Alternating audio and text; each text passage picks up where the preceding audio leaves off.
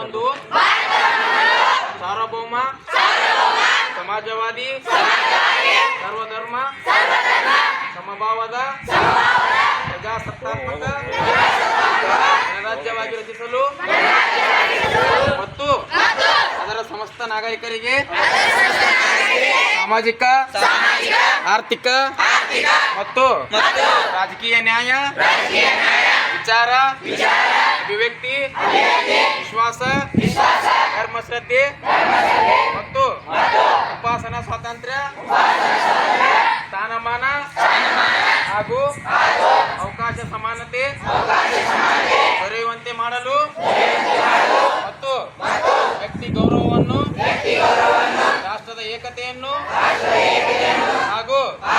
ಅಖಂಡತೆಯನ್ನು ಸುನಿಶ್ಚಿತಗೊಳಿಸಿ ಅವರಲ್ಲಿ ಭಾತೃತ್ವ ಭಾವನೆಯನ್ನು ವೃದ್ಧಿಗೊಳಿಸಲು ಶ್ರದ್ಧಾಪೂರ್ವಕ ಸಂಕಲ್ಪ ಮಾಡಿದವರಾಗಿ ನಮ್ಮ ಸಂವಿಧಾನ ಸಭೆಯಲ್ಲಿ 1949ನೇ ಇಸ್ವಿ ನವೆಂಬರ್ ತಿಂಗಳ 26ನೇ ತಾರೀಕಾದ